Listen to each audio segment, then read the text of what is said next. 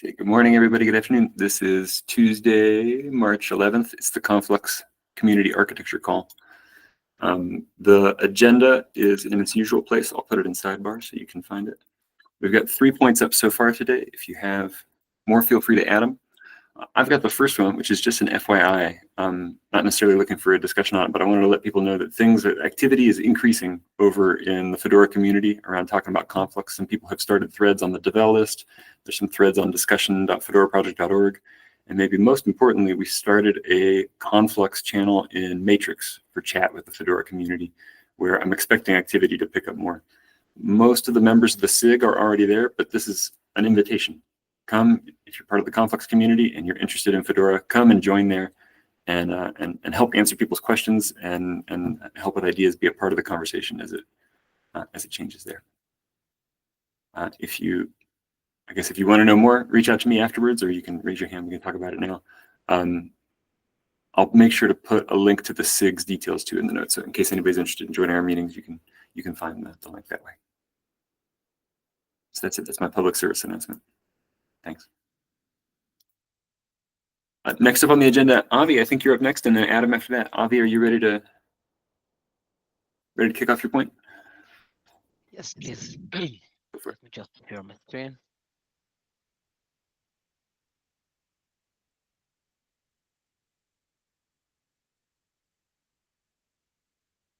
Okay, I hope you can see my screen. Yeah, I can, yes. Okay, cool. Okay, so I'm going to talk about a feature that we have for decentralized build definitions. And I'm going to show you how to build your own tasks using Konflux as a part of this feature. First of all, this feature is all about moving most, if not all, of the tasks from out of a build definitions repository into their own repositories, where the task bundles will get built and released using Konflux. It will allow each team to create and publish its own tasks. The refinement documentation, there's a link to the refinement documentation in this meeting notes. And we're going to go through the workflow of creating the tasks, build and release them as bundles using Konflux, of course, and finally use them in another project. So what's the workflow? The first thing that we need to do is to create a Git repository. Each team, each user that wants to create tasks will have to create his own Git repository that contain all the tasks in a catalog structure. So this is what I'm showing here. This is a demo repository with some tasks in it. You can see that under the task folder, we have all the tasks with their versions, and each version contains the task definition and some additional files like usage, troubleshooting, README, etc. Users are now able to choose, like we show it, to choose the pipeline to build the tasks right from the Konflux UI. We have a new pipeline introduced, Tecton Bundle Builder, which will allow us to create, push these tasks as bundles. Each task that we have in our repository will be mapped to a component. So we can see in my project, we have 4 components, one for each version of each task. So we have version 1 of Echo and all its versions, and we have another one. Each one is pointing to the location in the Git repository, to the task definition location. In addition, we also added this release pipeline. This release pipeline is based on the push to external registry. For now, it's in my private repository, but I will have a PR to add it to the release catalog, the release service catalog. So this task is, as I said, is based on the push to external registry. And in addition, we have another task in it that updates the trusted tasks. After we push the bundles, the task as bundles, We also have to update an OCI artifact, which contains the trusted tasks list. We need to do it in order to be able to use it in Konflux without getting any warnings or to fail our pipeline. Once we have created the PR, pushed, we have a release. Now we want to use it in Konflux. We want to use this task in Konflux. And remember, we're not using build definitions here. We're using our own repositories.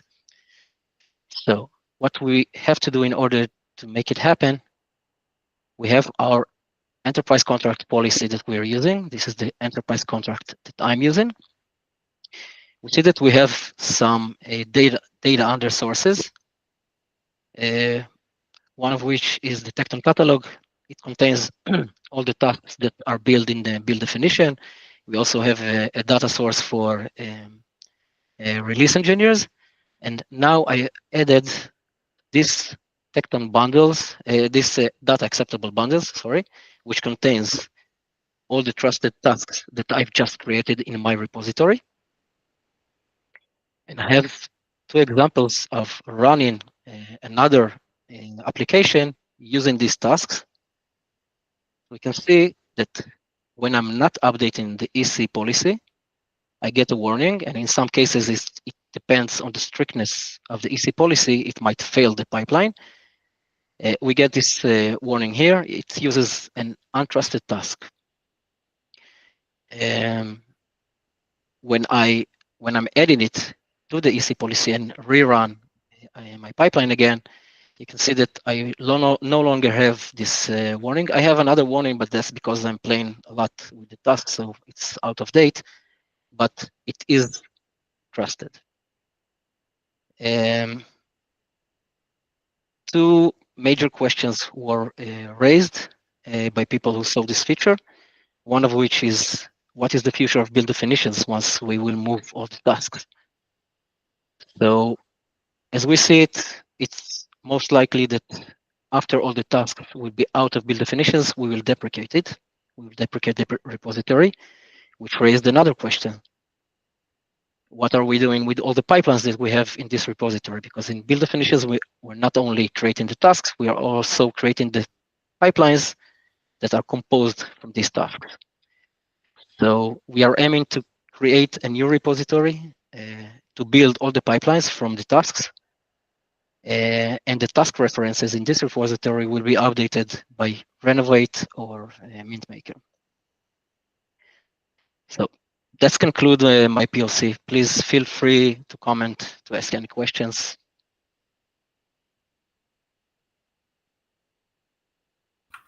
Awesome. Thank you for sharing, Avi. One popped into my mind as we were doing it. Maybe first a point and then a question.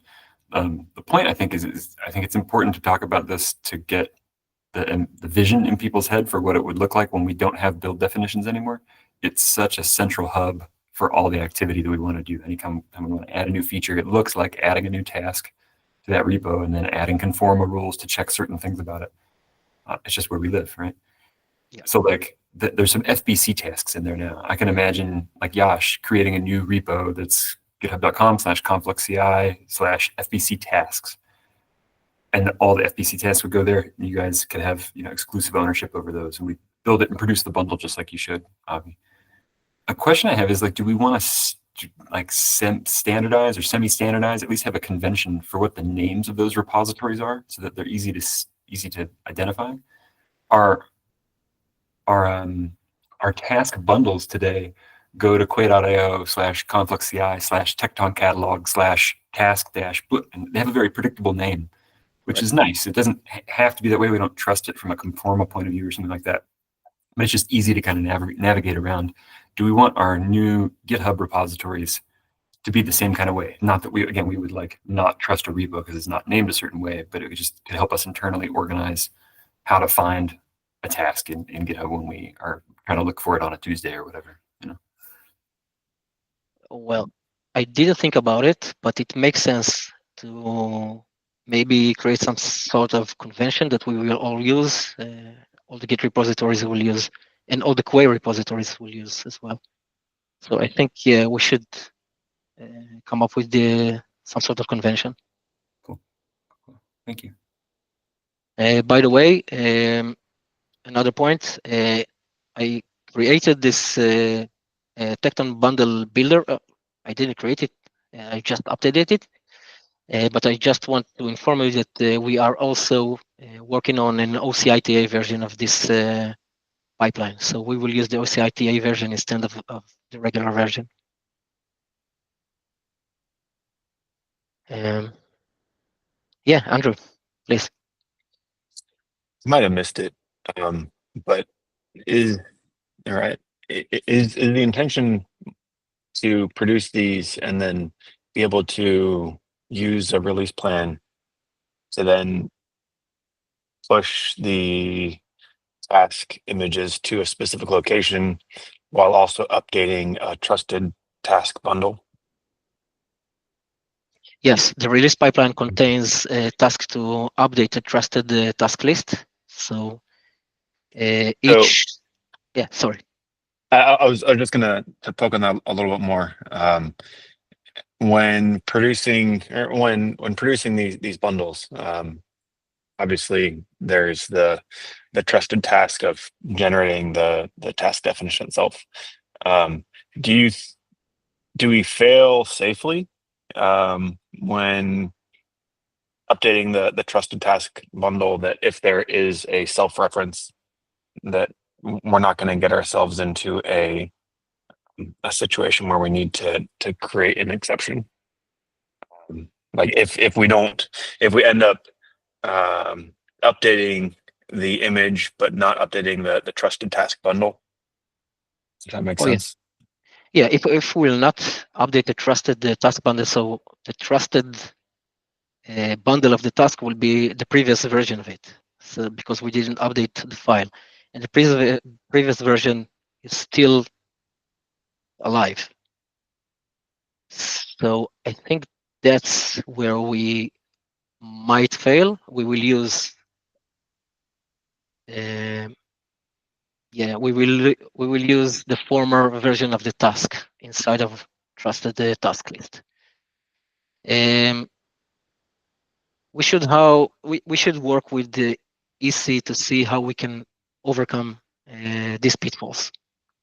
Yeah, I mean, it might just be as simple as updating. Well, I don't know if the trusted task list needs to be updated after the image is pushed, or which one, if it really matters. But it might be as simple as, if we can't update the trusted task list, then we don't push the image, the task image. The way it's working now is we are pushing, we are releasing the task bundle, and only after we succeeded to release this bundle, then we are updating the file. So in worst case scenario, the release will fail and we will not use the current version of the task, only the previous versions. That make sense? I think so. I'll have to take a look. Okay. I think this creates a race condition, like in our current system and in the new system, where if we release the task bundle, but then updating the trusted bundle list fails, then Renovate will propagate that new task bundle to all users. And then that merge request, that pull request on all users' repos fails immediately because it's not in the trusted bundle list. And like, we obviously want both operations to succeed, but in the event that one of them has to fail, I wonder if we could reverse the order and update the trusted bundle list first. And then if something has to fail and it's the publishing of the task bundle itself, like that's almost preferable, because then using that situation. Sorry. So you want you're saying we should first update the trusted task list and then push the bundle? And maybe it's not the right solution, but at least that's a problem that exists, that kind of race condition when things fail on the bundle update, the trusted bundle list update. And I mean, I think today the implications of updating the trusted task bundle is that you're going to start getting a warning because there's a new trusted task that's there, and so you have 30 days until the other ones. But if you're getting a warning, but you can't actually reference whatever the latest one is, then you're in a pickle, as they say. There are some small issues that we will have to take care of once we will start working on these pipelines. Yeah, I agree. We should work together with EC to see how we sort this thing out. Mm-hmm. Sorry, I'm always keep on saying EC Conforma. Yeah. Sorry. That's hard. I know it. How soon do you think this will be ready for somebody else to try out to try to build their own tasks using the Tecton Bundle Builder and release pipeline? Well, we do have some tasks in place to make it happen very soon. I believe we will need some help from maybe build team, release team to take a look at the release pipeline and the build pipeline. But as you can see, I did it, and most of the stuff is already in there, already published. It's not only in my private repositories. There are some PRs that I have to handle. I cannot point on a specific date, but I would say that I think that a month is some sort of a date to look forward. Awesome. Thank you. Cool. So if you have no further questions, thank you all. We'll continue. Thanks, Avi. Adam, you want to go next? I don't wanna, but I probably have to. Okay. Yeah. Okay. Boom, boom. So I will post a link to the actual document because I created a very short presentation just to help me. Yeah. Okay. So I hope you seem to be able to see my screen. I hope so. So hello everyone. My name is Adam Ormandi, and I will be talking about the idea to basically reimagine the current component application model and move it to something which is called component branch and component group model.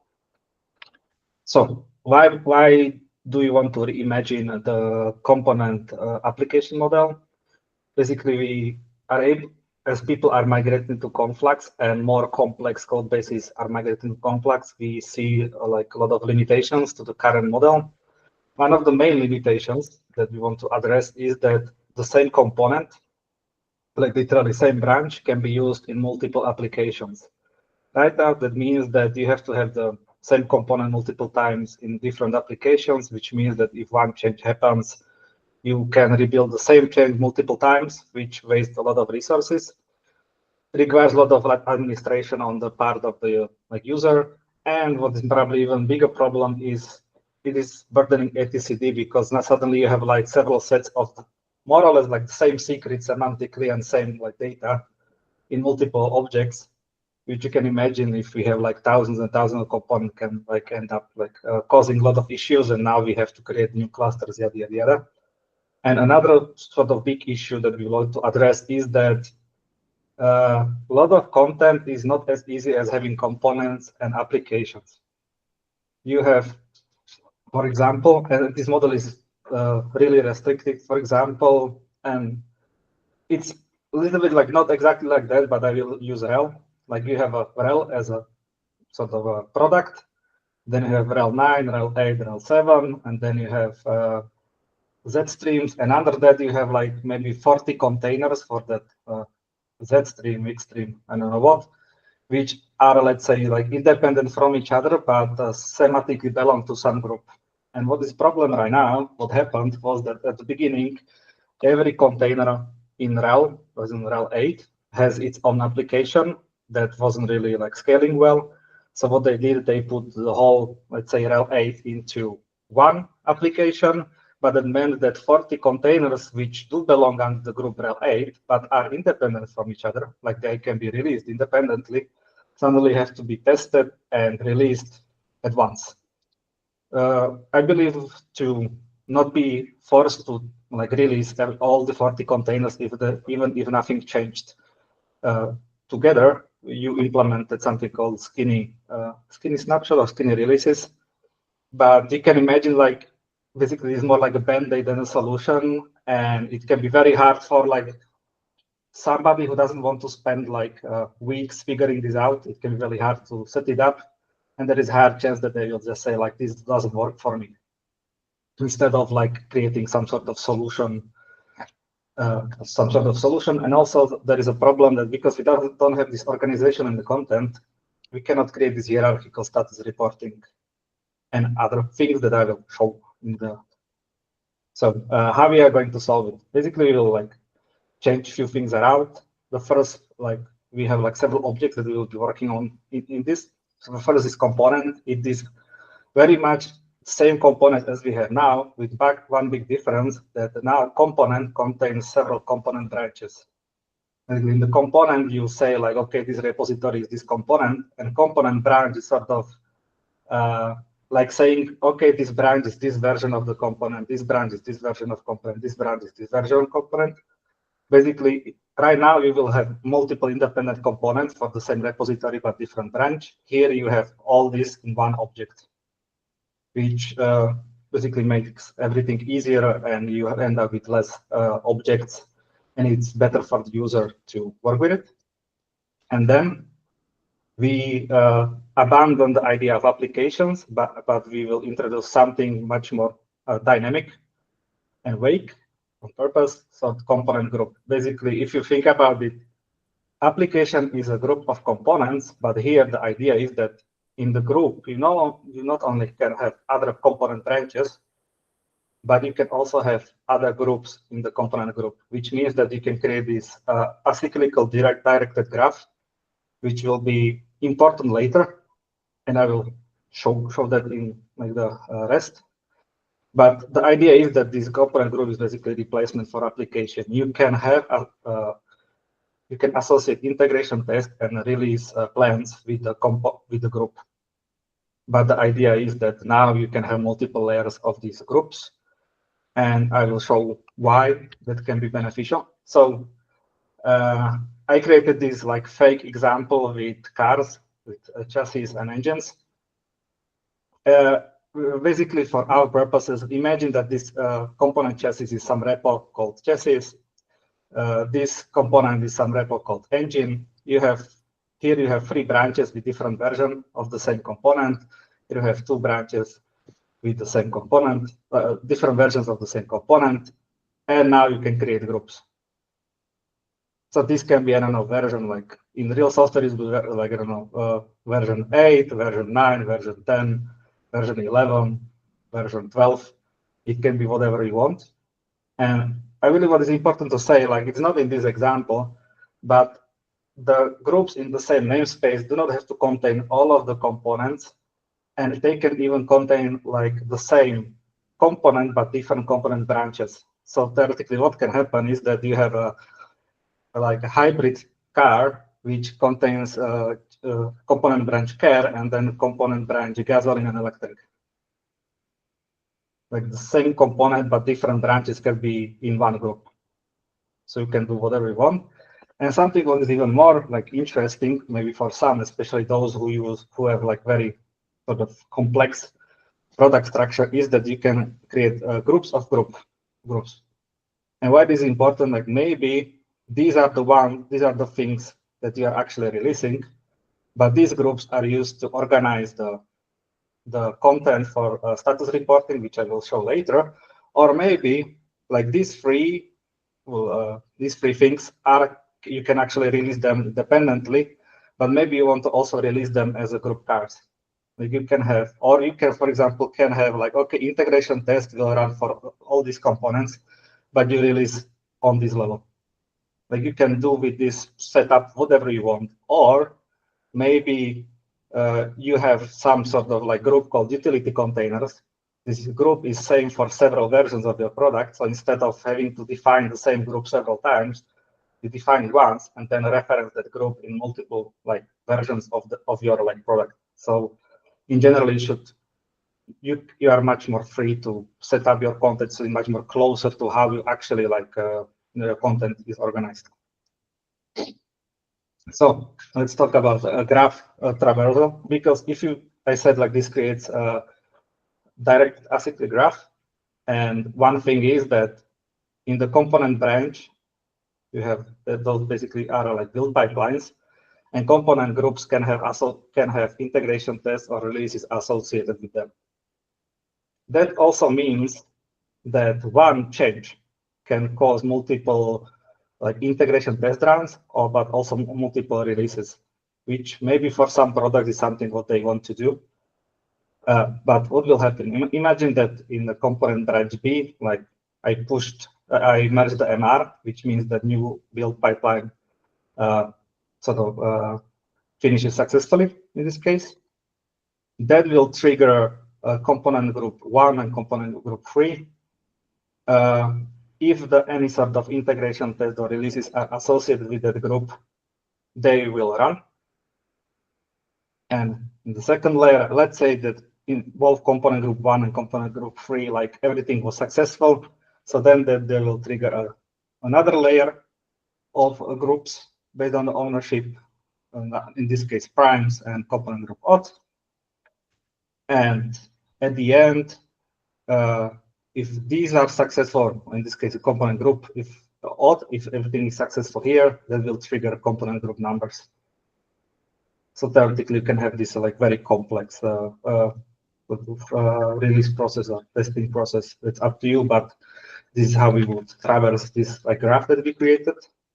And why maybe this is more beneficial than this, what I showed. Basically, the idea is that users should be able to see what is the status of their content on a glance. Like in the overview page, maybe there is some graphical sort of table that shows them, okay, like your, I don't know, your group cars has a problem, and then you can go and find exactly which component is the faulty one. Right now, you have to like click application by application to know the status of all of your applications. We want to give more like graphical visualization of that. And here is where the hierarchical approach, like it's very beneficial, because you can imagine like if you have in one namespace like 200 different applications, it will be very hard for us to visualize 200. But if you group them maybe by 40, so instead of 200, we have like 5 top-level groups. It's much easier for us to organize, and it's much easier for the user to like see, okay, where there are problems. And it's basically, we want to avoid this. This is a life cycle for the one application, and basically this visualization doesn't provide any value. We want to replace it by this. The idea here is that to define status of the group, or I mean like of the group or component branch, you look at the status of the component group / branch itself, and then you look at the status of all the predecessors, and if any of the predecessors are like in failed state, you mark the status of that group as failed, which means that in this particular case, something happened to the build, which means that dependent groups are also red, which means dependent groups on that are red, which means that the main group is also red. So when user like opens up the UI, they could see something like this. Like they see like quite a big part of their like content has some sort of problem, and they need to jump and check it. Or what is probably bigger, like how we will do it, is that they will by default see only top level groups, and they will have to click it, and it will like show up on like in more and more detail. Then you will be able to click directly where there is a problem. Or another example here, like something happened to the component group 2. For example, the latest integration test failed. And you can see that only the dependent groups are red, which the user can like will be also like again able to see. Which means that if they open up the overview and everything is green, it means that all the content is working. And when there is something red, they know that there is some sort of problem. I need to go and solve the problem on a glance. Like if everything is green, I don't have to worry about that. But that also creates a problem. Like right now, the RAM visualization is not as important, let's say, because the runs are relatively like simple, because you have this, like, okay, you run build pipeline, then integration test will run, and then maybe release will run. But when we have this graph, that suddenly like creates like a problem with the visualization, and something like this maybe would not work anymore. And also there are problems with the visualizations at the moment, like they are not very useful. So we would like to move to something more like this. And our approach is like everything what happened to the content should be somehow visualized. That by now, that mainly means at the moment that, for example, like snapshot creation, like unless you are a Konflux expert, there is high chance that you don't even know that snapshot exists. And I asked several customers, and they have like, what is snapshot? I never heard about snapshot. So we would like to basically show all the actions that happen to the user content. And in this particular case, you can see like this was in 2 groups. So you have like PR is merged, we rebuild it, and this is the same, basically the same rebuild content was in 2 groups, is mentioned in 2 groups. And you can see like this one ran successfully, and this one, like we are able to create snapshot. One integration test passed, the other one failed, so we didn't even get to release. Right. We want to achieve something like this, so we very quickly are able to see, okay, like where there is a problem and what actually happened to your content, because like figuring out what happened in a graph can be, without visualization, can be like quite click intensive affair, and that we want to avoid. And this is more of an optional feature. And basically here, I was talking to the customer and they told me that I have these, let's say, 60 containers in one application. I have 60 containers. And when there is a GA, I want to mass release all of them at once. But after that, I would like for this Konflux on need basis releases to start happening. But I would like to have like one button that I would say, okay, release these whole like 60 containers, which are like, let's say, new version of RAM. Right now, either it is one application and you have once again the problem with skinny releases and everything, or it's like 60 different applications and they have to go and release them one by one, which is not a great user experience. So we would like to introduce also this optional feature. And this feature, what we would do is that we would say that I want to do like a mass release of component group auth. We would go like, back in the graph and check which like dependent groups have release plans associated with them. And what the user will get a list of like snapshots that they can release, and user will say, okay, like during this one release, I want to release this snapshot, this snapshot, this snapshot, this snapshot, like maybe like 6 snapshots, and they would get released. Like for user, it would look like one release. How exactly it will be implemented, if we would hide 6 separate releases from the user, like that, I don't know. But basically through one button, you would be able to do the GA release, like release all of your like independent components of the same application at once. And after that, like Konflux could do that, its magic of releasing only when it's needed. Or like in this case, like you want to release the component group numbers, which as you can see, like it would trigger release of all of the component groups. Because in this particular example, like these groups are purely for administrative purposes. They do not have any integration test or releases associated with them. These one have integration tests and releases associated with them, but user will click mass release here, and it would get like, okay, which snapshot of this group, which snapshot of this group, which snapshot of this group, and which snapshot of this group you want to release. And they can say, okay, I don't want to release any snapshot of this group, or I want to release maybe like 2 snapshots of this group. It's how we define it, but this would help a lot of people that like do GAs. It could make their life easier, but this is optional. So this was like short explanation of where we would like to get the new model. We are still like figuring out what is needed. So please ask any questions, or I link the document here in the chat, and it's also in the notes. So please take a look and tell us, okay, this doesn't make sense. This does make sense. Maybe you should do this the different way. because it's quite a considerable change, and we would like this change to be beneficial for everybody. So, are there any questions?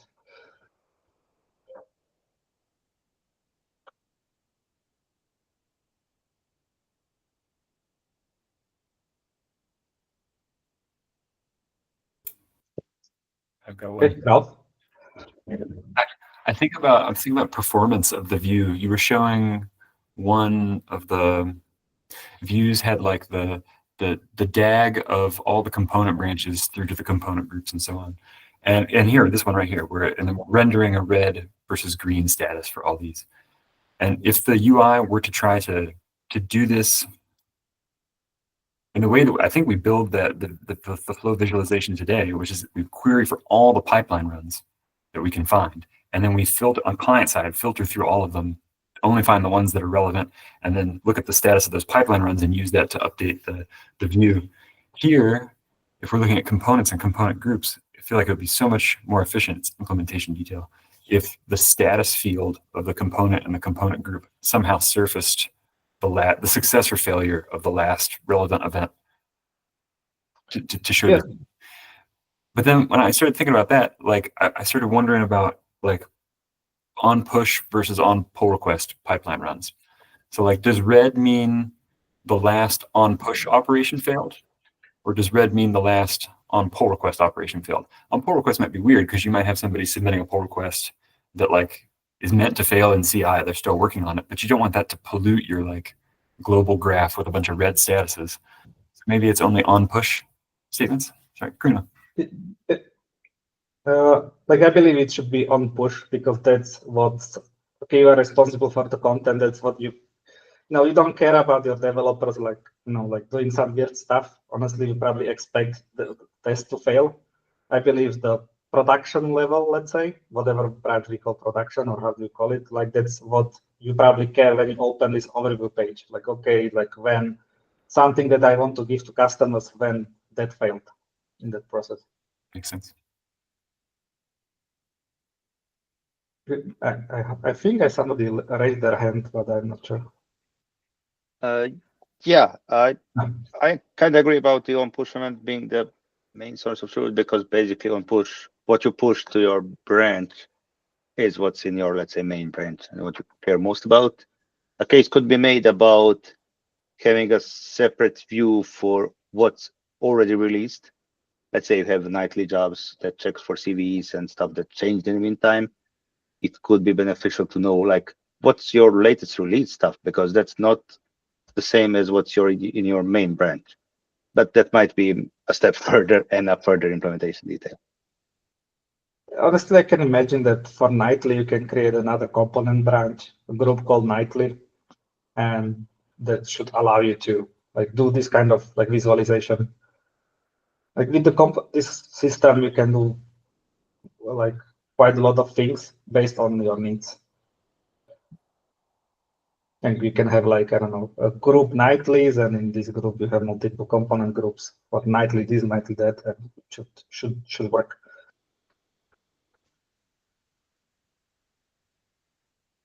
Greg? Yeah, how are you planning to synchronize group builds, for example? Say I have, a group of 50 components, right? And I submit a mass rebuild of all 50, or I submit 3. But I want to make sure those 3 are done before the next group above that gets triggered based on those builds. How are you going to handle that type of synchronization?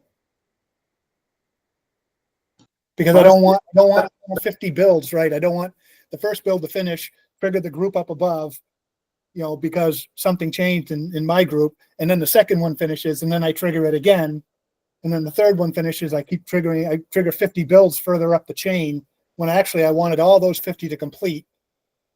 That group is done, and now I want to continue on. I'll be honest with you, I think this goes beyond the scope of this particular change, but I think we should really create subsequent sort of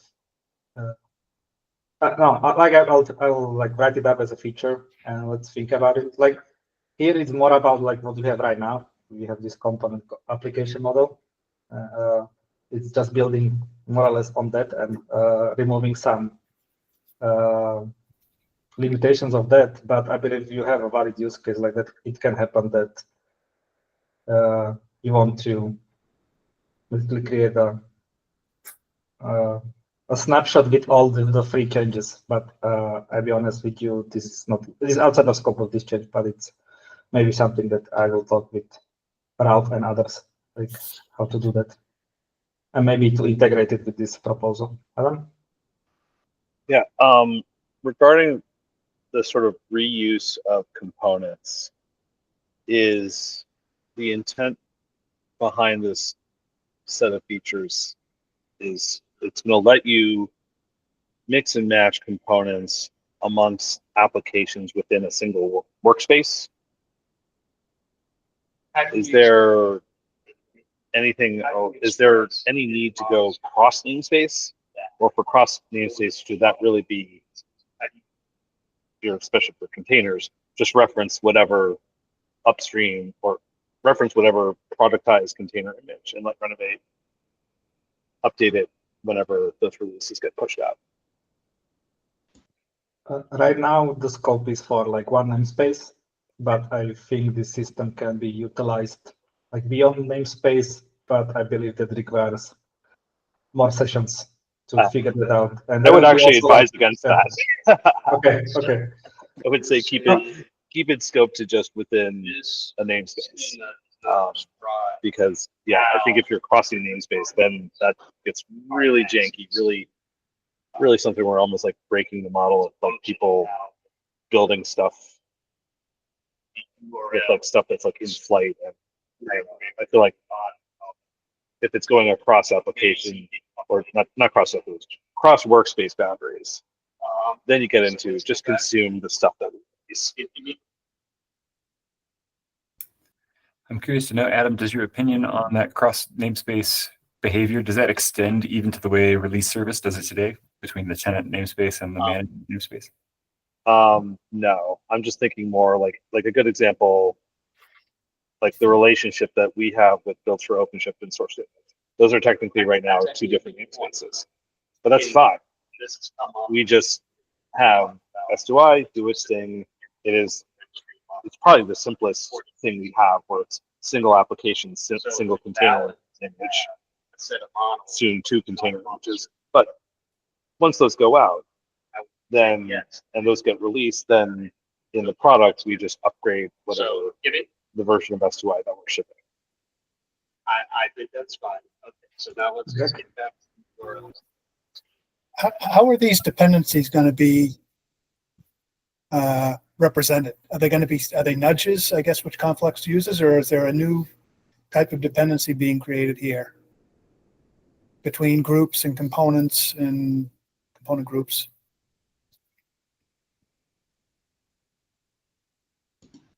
I believe it will be new type of dependency. Like if you think about it, it's right now you would say like it's basically this one commit run, or I don't know how would you call it, but right now we have like a commit where you have like build pipeline, test pipeline, release pipelines, and in this setup you release you trigger multiple sets of integration tests and releases. So new type of relationship, probably something very similar to what you have already now. It won't be nudges. Like I don't think nudges are a good idea to create these kind of relationships.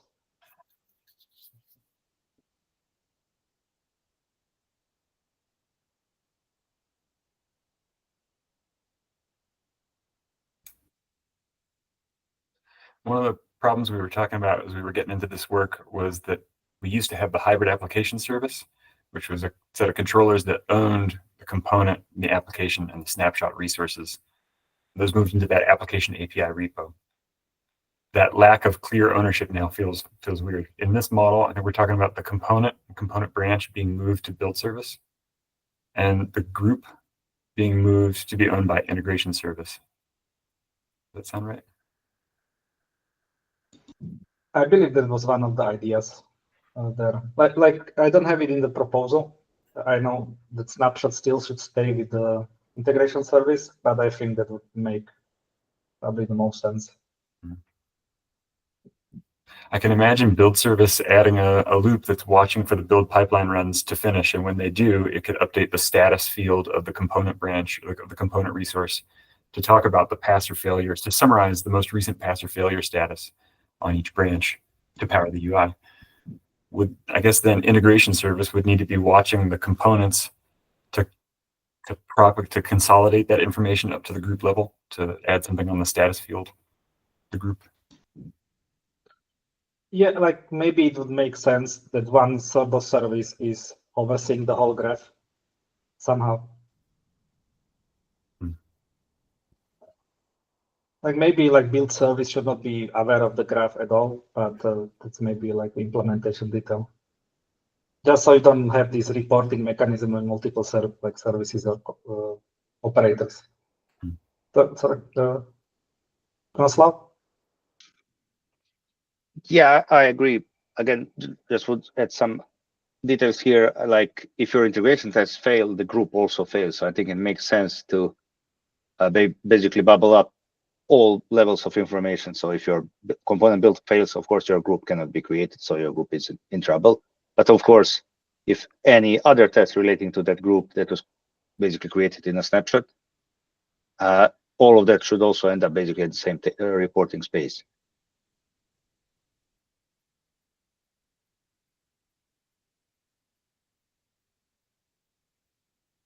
And I believe it probably makes a lot of sense for integration to do it, because they, for example, will have to have very innate understanding of the graph just so they can create snapshots. Because the way how we envision snapshot is that snapshot itself should flatten this structure. Like snapshots should continue, like not being aware that there are any sort of hierarchical graph of groups, which would be a list of component branches in this new model. So when the integration already needs to be able to traverse this graph, maybe it makes sense that they do a lot of these graph maintenance tasks.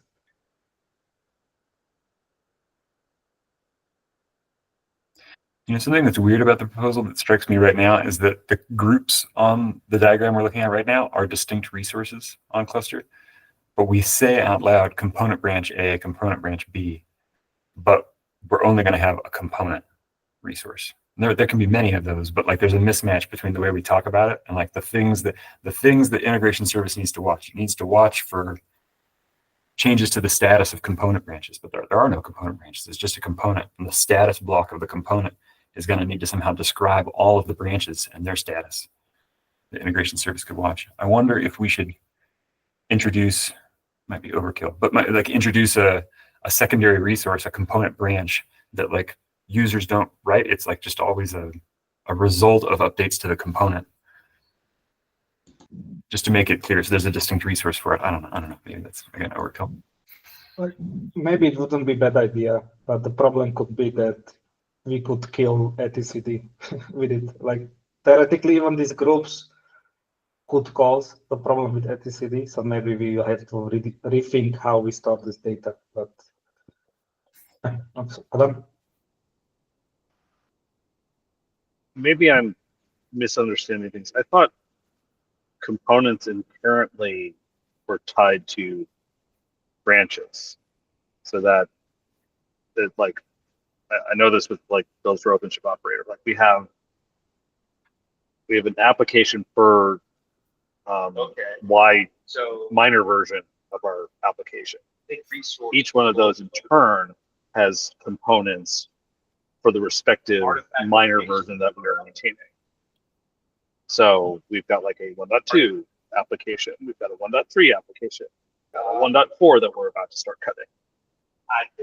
And so all of those then have components that are tied to a specific branch of code that we are maintaining. Is that not great? Is this going to potentially alleviate that concern then? If we can then just have the one component, but then the different branches for the Y streams, Z streams that we are maintaining. Mm-hmm. Yeah, I think you described it correctly. That's how it works today. You have to have a different component for each branch of the same repository, which is annoying. And here is to have one component resource to represent that, subpath in that Git repo, that it could express the different number of branches that it's tracking. So that when you go to branch and create 1.foo, of your project, you don't have to create yet another component resource. Got it. So this would actually help alleviate that limitation set. The intent, yes.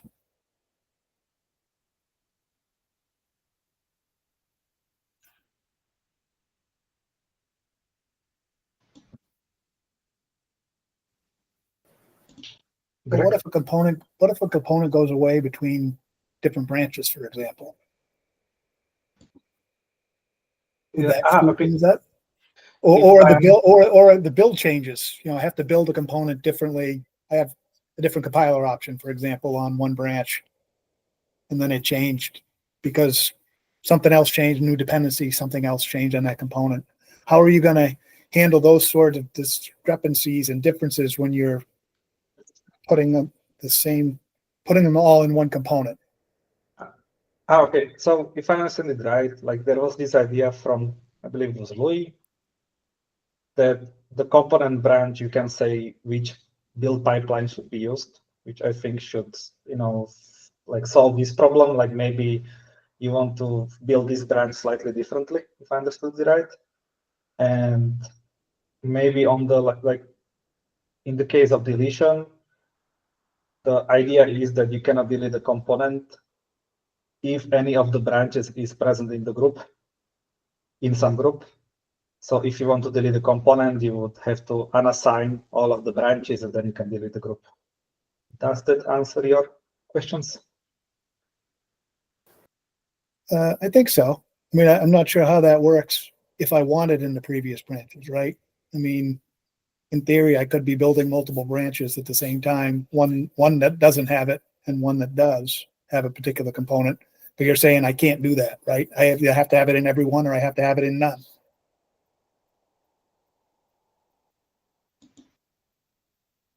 Maybe can you repeat that, because I don't think I caught. Well, I'm saying, so this is a hypothetical, right? And maybe it doesn't happen in practice, but I have my branch 1 has component C, and I've got another branch now, branch 2, that it doesn't need component C, so I've removed it, but I still want to be able to build both branches. I from what you just said, I thought if I wanted to, I thought you said if I had to delete a component, I had to delete it from all the branches, so it wouldn't be available in anything anymore. Like to me, it seems like if you have two different components in the same repo, you have, but like directly, what can happen that you have the same same repository in two components, but semantically the repository like contains like two different applications or pieces of software. Is that the case you are talking about? Or maybe like write it down, send it to DM to me, because I'm not, I cannot imagine it, I'll be honest with you. Okay, sure. Yeah.